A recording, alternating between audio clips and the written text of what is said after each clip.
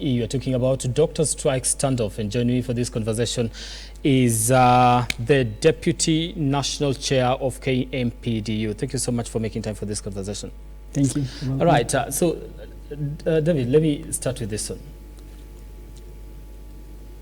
We just played a story about there being a mega strike on Friday this week.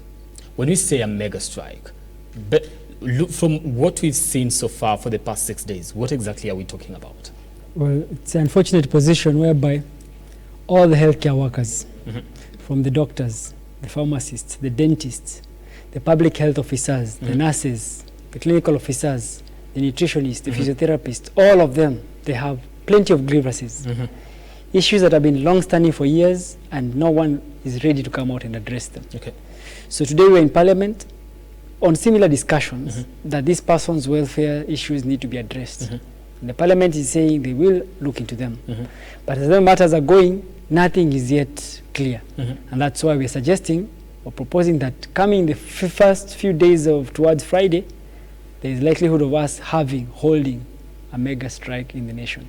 It's the unfortunate bit that we don't want to go to there. All right. But from the looks of things, it's like we are heading to that particular direction. Yes, it does look like so, because it seems like all the players who have been cited by the courts to come into the negotiations, they are playing all underhanded games, whereby they're not clear in what they're proposing to the teams. And when we detect or we sense that persons are not acting in good faith, then negotiations will fail, we'll have a stalemate, and that means the strike will prolong. We don't want the strike to prolong. By today, we should have actually been concluding. Then why have we not concluded? Because you say today we were in the National Assembly. You are in Parliament. I suppose these are some of the talks that you're actually engaging to see whether you can actually call off the strike. Today you say you should have concluded the strike, but we haven't done that. Why is that the case? It is possible for us to conclude, but today we realize there's a lot of games. As of yesterday, we were called. We were to get time to deliberate on the issues. We did not agree, but the minister went on TV yesterday and suggested that we had concluded, we had agreed. Today comes, we have new information coming to us that whatever even she was suggesting yesterday, it was an unilateral act of the CS Health meeting on the sidelines with the chairman SRC, deciding by the two persons to come up with a policy by themselves. There is no such thing that can happen in the country whereby two persons decide the welfare of thousands of workers. It cannot happen. What was the agreement yesterday when we met the minister, the CS for Health? Well, it was a proposal that she's telling us of things that she's supposed to do, the things that we had already agreed upon years ago. 7 years ago, there was a CBA. And even before the CBA, many years, probably all the way back to 1994, the way interns were always posted by the government. So she knows that. That's a function of the ministry. So she cannot come yesterday and tell us, I'm going to do what I'm supposed to do. Well, you're supposed to have done it 9 months ago. Now, those persons have remained out of work. Another batch is coming out in the next 2 months. They need to be posted. So she keeps on accumulating persons without the requisite licensure. And that means she's affecting how the flow of persons into the profession happens, which is not proper for a ministry that knows Kenya has a big shortage. We have about 55,000 doctors shortage in the country. Yet we're still dilly-dallying with the handful that we have. And probably just frustrating them to the point whereby they don't even want to practice in the country. So we want doctors, but the country is not creating smooth ground for these persons to practice. Now, these persons, because they don't have licensure, they cannot start seeing patients. So the aspects of them just getting into the system to get a license for them to start seeing patients and making an income for themselves is what is being denied.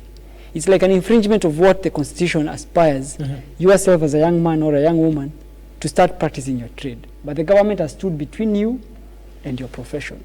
So years are passing by as you watch your skills just gather rust. It's not proper. Let me come to what was the results of, yes, you said there's new information that came today, but also what was the results of the meeting that you had today? I suppose that you're supposed to have met the Ministry of Labour. Did that happen? So yesterday she said, I will post interns by 1st of April. That was her proposal. She told us that in January last year. She told us that in January this year. She told us that in February. She told us that in March. And now she's telling again in April. So she's telling too many stories now that her credibility has gone out of the window. We don't believe her anymore. And if she was to be a person of good intent, She should have come with those papers, the letters of posting, and told us I'm even posting now because I'm late and I'm sorry and I'm apologizing for it. Okay. Well, from where you sit, what do you think is the reason as to why interns are not being posted? As well, the usual games of there's an allocation, budgetary allocation, but we have seen it looks like it's a personal agenda, not a national agenda, a personal agenda to review salaries of doctors, because herself and a group of other persons feel that doctors in this particular cadre, they're earning too much. The much that they're earning is wages that were negotiated and agreed upon by the ministers that came before her. And parties were happy and they settled, they signed, and they took these documents to court. Now you cannot come later, 7 years, and start saying, personally, I feel aggrieved by whatever the previous ministers agreed upon. And I want to go back and undo that. You cannot undo gains that have made people prosper to where they are, to take them back to things that had happened years back in 1995. It's so retrogressive, it's so backward, we don't expect that from the minister. So there is a proposal to actually reduce the salary of doctors, is that what you're saying? It's all very clear. Two persons consulting each other, and letters being hastily given and approved within 2 days, and saying now this is the salary structure, it should be so. Well, the Public Service Commission approved how many persons should be trained in each particular year, up to 9,000 interns every year. We are yet to meet that threshold. The number that is in question right now is 3,500. It's a very small number of the projected numbers of so how many the projected number of is interns 9,000 that are interns. supposed to be trained every year is 9,000. Right, this one number is 3,500, and it's what we are quarreling about. It's a very small matter, but someone is just making a big storm out of it because they don't want to. And maybe, we never know. Every year, because that is a continuous function, you cannot say you never did budgeting. You never had funds allocated. And if they were allocated, you probably misappropriated them. And now you're telling stories to have these persons wait for another cycle.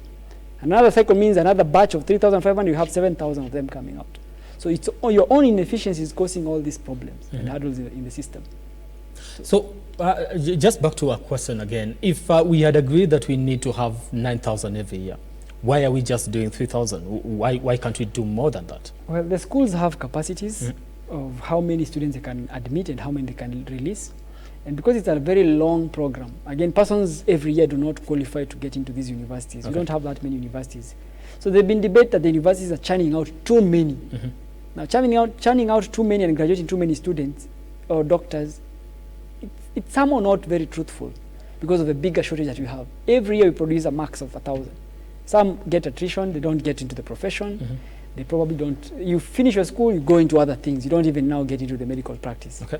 So at about maybe a minimum of 1,000, continue to practice. So for us to reach that threshold of 55,000, that's about 55 years from today. So universities is releasing about 1,000 of doctors. Well, the extra numbers up to 9,000, they're the different cadres, the nurses, the clinical officers, maybe 200 dentists, about 1,000 pharmacists. So each of those cadres build up to that number of 9,000. So we still have a long way to go. So I don't know where we are as regards the ministry's functions, but it's like they don't care about the progression towards what they're selling to the Kenyans, which is UHC.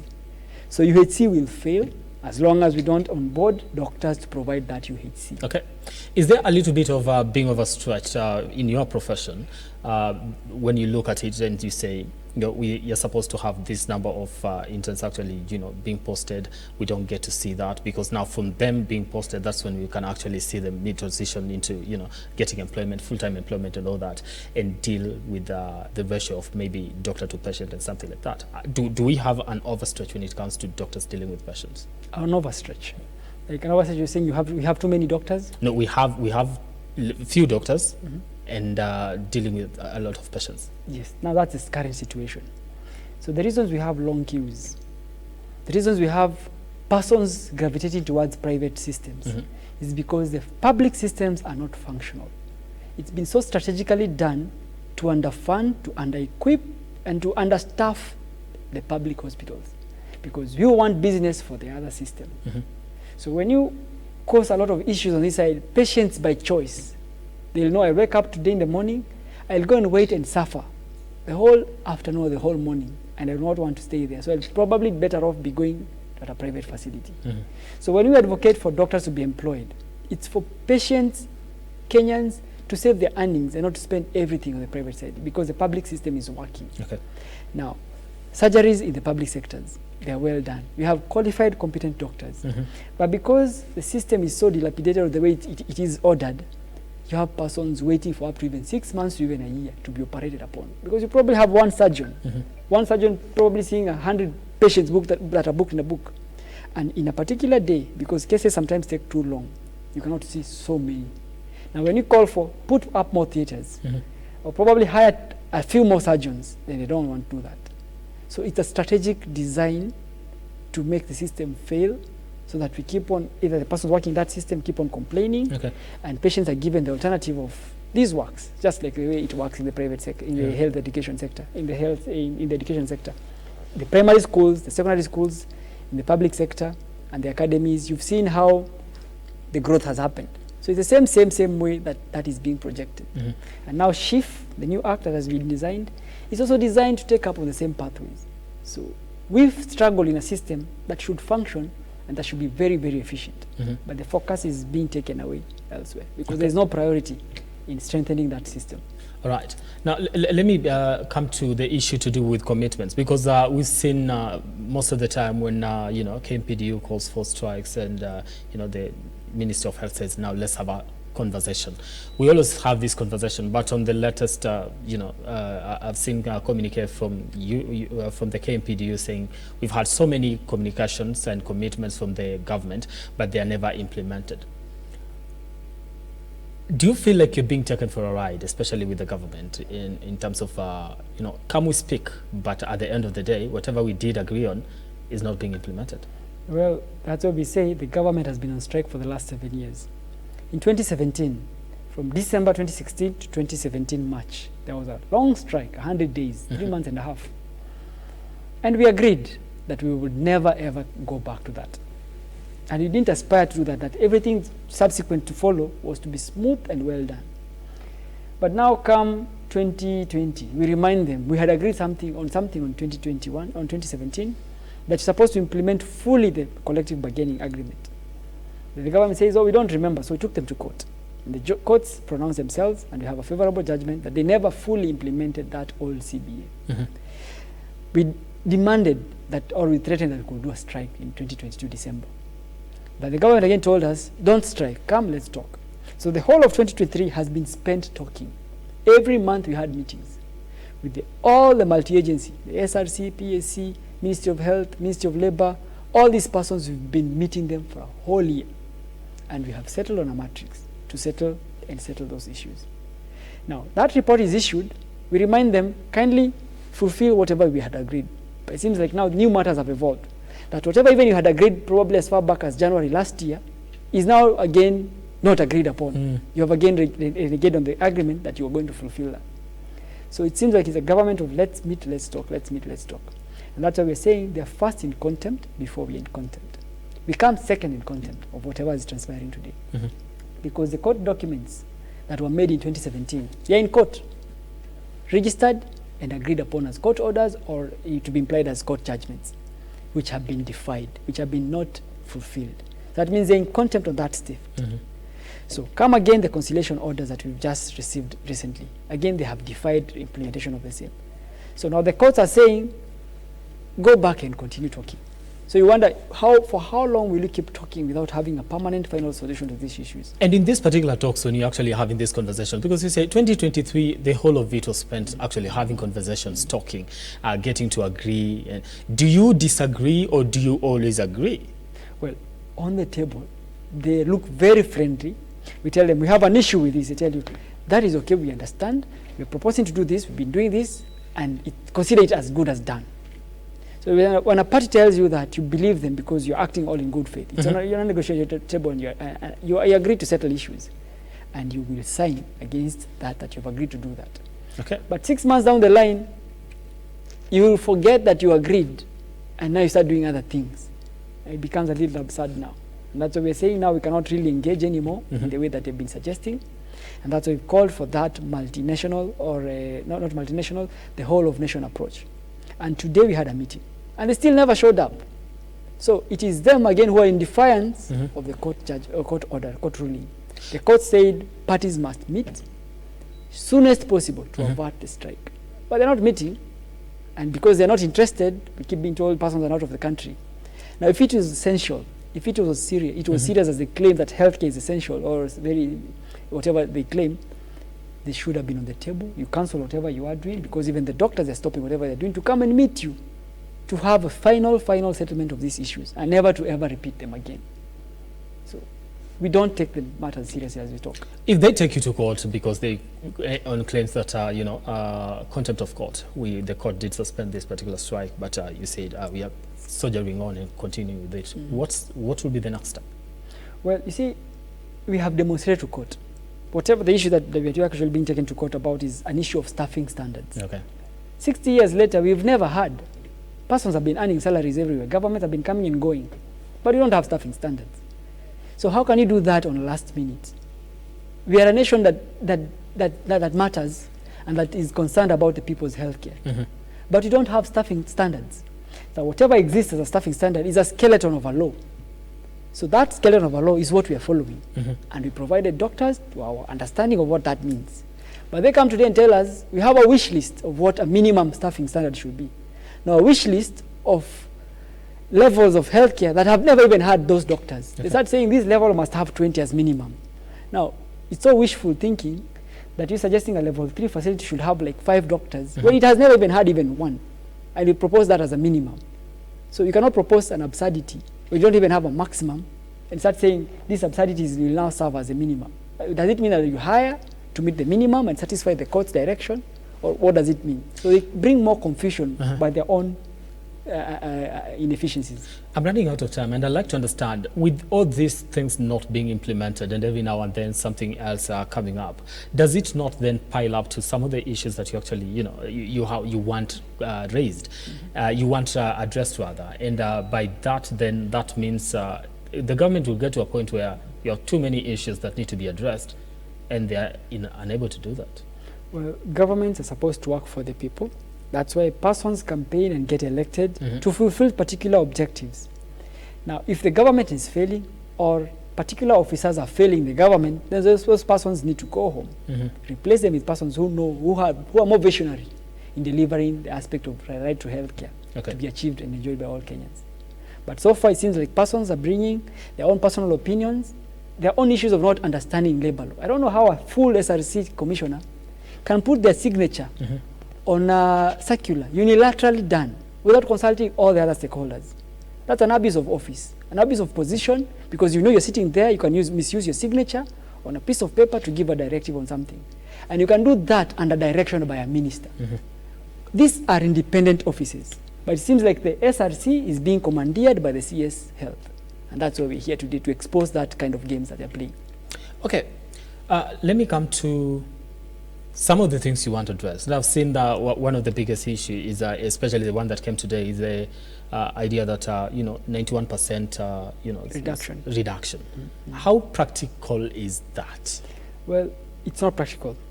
That comes about, they were proposing about 50,000 of pay as of today, if they collect the letters 1st of April. That means take the 2.75% of SHIF, NSSF, plus all other deductions that come in. That means the take home there will be like about 20-something plus the tax payee. That means the take home will probably be about 20-something thousand. It's such an absurdity that the last time that amount was paid was probably 1992. In the world of today, in the Kenyan position that we're living in, we cannot pay a doctor 27,000 shillings. That means these persons will probably end up charging the patient that they're seeing and collecting money and not doing ethical training. It is not what we want as doctors. What was the reasoning behind that? I don't know if you're privy to that. What would have been the reasoning behind that in proposing 91% reduction? Only so that we can get to accommodate more, or how? No, two persons met, and in their own night meetings, they agreed to reduce it that way. Why? No one understands. What evaluations have been done? No one understands. But it's a personal sentiment of interns are interns in the normal English language that we understand. Yeah. But these are junior doctors. The intern word is a misnomer because it's not really an intern of the regular type. It's a person who's finished school, graduating as a doctor, who's taken an oath. They just did a year of engagement and supervision to become fully licensed to operate. But because now the term in English means someone who's probably doing like a 3-month or 3 weeks Yeah. engagement. That term has gone into the leadership, and they're using that to persuade the treasury and persuade themselves and to meet by themselves without involving the main persons who are affected and push with it. Now again, to bring the slyness out, the CS has been meeting the interns in their own meetings.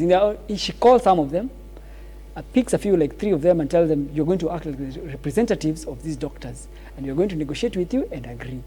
Now, I don't know how she understands the law operates. These persons are represented by the union, and you cannot meet a handful or a few of them, purport that these are the leadership, this is the leadership of the interns, and let's agree to resolve this stalemate. So that is to some extent just going behind the union. That's slyness, playing a game of deceit that is not proper, and we've called her out for that. It's improper to engage junior doctors who don't know what machinery they're using to play their livelihoods and welfare. It's not legal at all. Okay. Because the CBA protects against all that. It's like the Bible. The Bible of what the doctors should do as regards their welfare. And if you're not following that Bible or that constitution of welfare, that means there's nothing we are going to agree upon. And you cannot review it like your own household affairs. Okay, I'm totally out of time, but this is the question that I'd like to pose to you, maybe as we finalize on this one. How far are we going to go on this one, and what will make the doctors say, okay, now it is time to say, let's have a conversation and go back to work? Well, it's very, very easy. 2017, we agreed. Just fulfill the agreement. As we had said, 30 days after finishing school, post these persons into the job groups that we had suggested and agreed and planned for. Because they're planners, they're economists in the government. They plan all these things. It's not like persons are sleeping on their jobs. But because persons want to find money out, that happens. So fulfill that old CBA. It's late and overdue. We need to have another CBA, even much better than that. So if the government officers have to keep on complaining, then they're complaining with their own parties. Because in the world of work, in the world of decent work, CBAs must be progressive to protect labor gains by their workers in all sectors, be it doctors, police, wherever, other than just the KDF. But the other sectors, there is that aspiration of growth in the world of work. 30 seconds. If you are not called for conversation and they don't give in to your demands, how long are we going to see this strike last? Well, I think it would last as long as the government wants to keep on playing deceit and games. Okay. So we can finish it really fast. There was some time when we had a strike that doctors were threatened that you're going to be sacked and we start employing others. If that comes to play, what happens then? Well, the doctors are ready to go for the full haul because they understand the sector. Even those persons who are going to get repressed probably by ourselves, they will still be exposed to the same issues that we've been talking about. Right. So it's not that it's going to be any better for them. So we want a better system that absorbs the few that exist. We are not that many. We are only like 6,000 in service and about 2,000. Those 2,000 cannot get in and fulfill the needs that the country needs. That UHC will not sail as long as you're not working with these doctors. It will never sail. Right. And the two must go hand in hand to get that vision that we want aspire as a country. Thank you so much, Dr. Kahura Mundia David. Karibu sana. Kenya National Kenya Deputy National Chairperson, Kenya Medical Practitioners and Dentist Union, right? Thank you. Yeah, and this is the thing. Your niche, specialty, which one is it? Myself, I'm a surgeon, facial surgeon. Facial surgeon. Yes. So that's what I do. Thank you. So, where exactly? Well, I'm based at Kenyatta and at Kitui County Hospital. All right. Thank you so much for your time and making time for this conversation here on The Bottom Line tonight. We don't take your time for granted. And just we do hope that the government gets to have a sit down with you and, get to agree on some of the things that you want to address and so that patients don't continue being in agony in hospitals, right? All right, my name is Brian Amuai. That does it for us here on The Bottom Line KE. Thank you so much for your time and making time for this program tonight. Do have yourselves a lovely night. Let's do this again next Tuesday on another episode of The Bottom Line.